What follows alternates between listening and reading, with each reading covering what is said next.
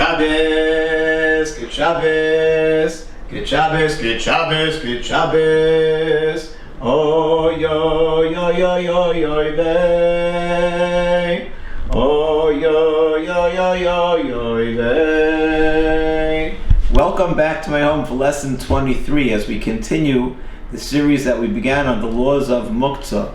Muktzah is defined as things that are set apart, not to be handled, not to be carried on Shabbos.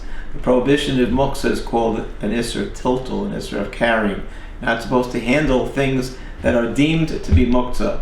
The rabbis told us in order to protect the integrity of Shabbos, we shouldn't carry certain things in order to help build that wonderful atmosphere in Shabbos that we want to have in our house. To set apart Shabbos from other days of the week, we set apart things that shouldn't be carried, things that bring too much of the work week into our lives. We don't carry them on Shabbos. In the lessons we showed that the prohibition of tiltul, of Muktzah, is very detailed, and we're not going into all of the background and different opinions. We're trying to show some practical examples in each short video to show what we should do.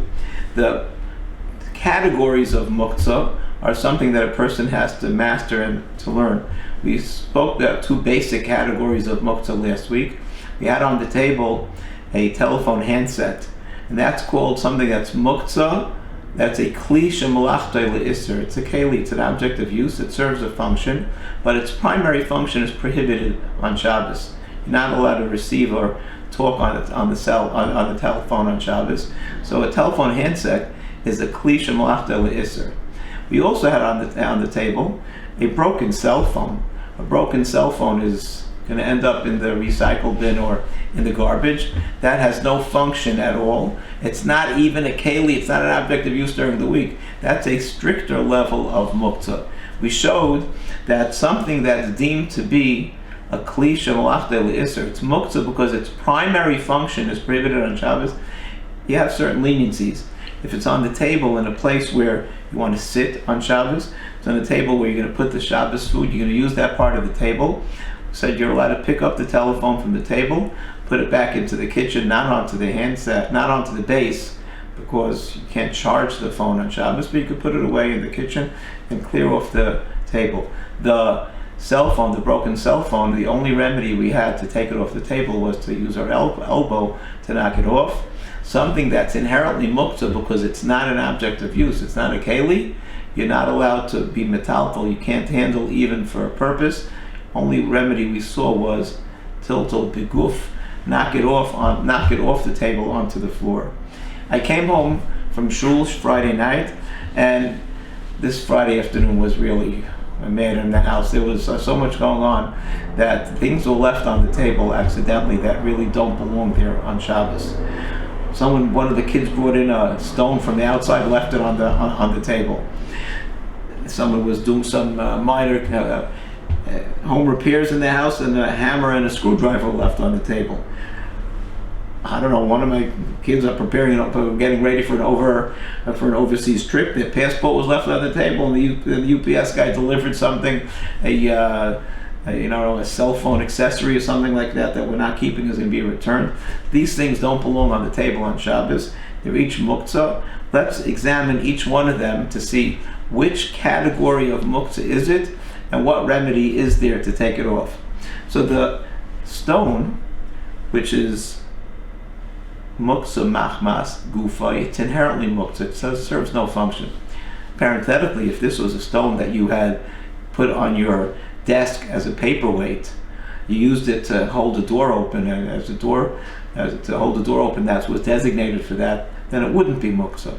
But a stone that was taken in from the outside is inherently Muktzah. You have no leniency to pick it up because it's on the Shabbos table and you don't want it there. Well, you're going to knock it off the table with your elbow like we did with the cell phone. You might damage the floor. Let's see what you could do with that. We'll come back to that in a little while.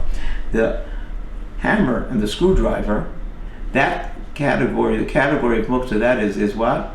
Kli shemalachtai le'isser. Hammer and a screwdriver, primarily used for construction, to repair things in the house or whatever it might be. It's a klisha malachta l'isser. Its primary function is something that's prohibited.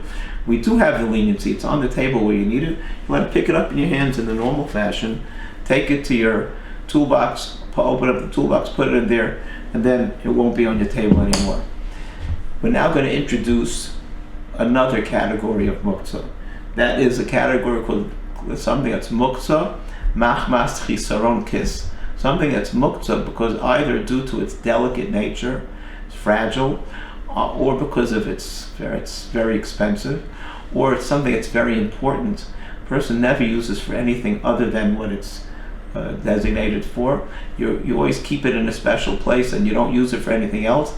Something like that also is a more strict level of muktsa, and you can't pick it up because you need its place. So we have a passport over here. Passport you keep with your important documents, either in a safe or in a drawer where you know where it is. You don't play with it. You don't give it to the kids to play with when they're playing a game, whatever it might be. It's something that's muktzah, machmas, chesaron kis.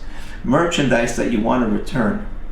In here really is the klisha malachta l'isser. It's a cell phone accessory. But because I want to return it, I want to make sure that it doesn't get banged around. I want the box to stay in good condition. I want to be able to return it. So it's muktzah, machmas, chesaron kis. Merchandise that you have that you want to sell. Delicate electronics. You have a laptop, a cell phone, something that is expensive and you don't let anyone play with and use for anything else. Those things are a more strict level of muktzah, and you don't have the leniency to pick it up to clear off the table. So these three objects on the table, what am I doing? I don't want to knock off the stone because I don't want to damage the floor. I don't want to knock off this box because I don't want the merchandise that I want to return to get banged up and ruined. So I don't want to knock it onto the floor. Okay, I don't mind knocking the passport off on the floor. So fine, let that go on the floor. I'll kick it to the side. I'll take it after Shabbos and put it away in its proper place. But what about the stone? And what about the merchandise? So here, what I could do is, if I take some pillows and put them on the floor, so I could put the pillows on the floor where this box is, knock it off. It'll fall onto the pillows that will cushion it. Then I could kick it off to the side delicately, and then it won't be a problem. Do the same thing with the stone. I don't want to damage the floor. Well, the pillows could cushion the floor, the fall, so it will protect it. Then afterwards, I could slowly kick the stone along the floor so that it won't damage the floor. I could go like that onto the pillows, knock it off the pillows, and then put it kick it along the floor, and this way the table is cleared, my floor is protected. One other leniency that there is with the klisha malachta l'isser, the keli that's primarily used for something that's prohibited on Shabbos, in addition to the leniency of moving it for its place, there is a leniency of tzarech gufay. You're allowed to use it for permissible use. The hammer, he said, is primarily used to do home construction. A screwdriver is primarily used for home construction, which is something that's prohibited on Shabbos. Therefore, it's muktzah. But there are secondary uses you could have with a hammer, which is permissible on Shabbos. If you have a coconut, you want to crack open the coconut, you could use a hammer and a screwdriver. This is called using a klisha malachta l'isser, something that's primary function is prohibited. L'tzarech gufay, when it's using it for itself for a secondary function, which is permissible. So we're going to demonstrate that.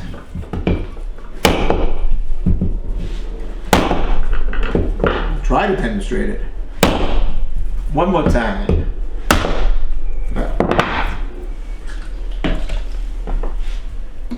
Now we can pry it open with the screwdriver. So we use the hammer and the screwdriver. You have the coconut. Afterwards you could use a screwdriver to separate the meat from the shell. So afterwards, if you still have the hammer and your screwdriver in your hand, you can put them away. If you put them down and they're in a place that you need them, so then you revert back to the leniency of tzarech mekayim. You need its place. You can pick up the hammer and the screwdriver, put them away, and then I have everything that I need. So to review, in this lesson we taught one more category of muktzah. We reviewed klisha malachta lisser, the object that's used primarily for something that's prohibited. We have something that's muktzah machmas gufay, something that's inherently muktzah because it has no function at all. And we added the category of muktzah machmas chasar and kiss, those things that are either delicate, expensive, important, that are always keep in one place and you don't use them for anything at all because of their expense or delicate nature. Those are a stricter level of muktzah. You don't have the leniency of needing its place or using it for something else. Those you have to figure out another way to be metaltal them if necessary. Shabbos.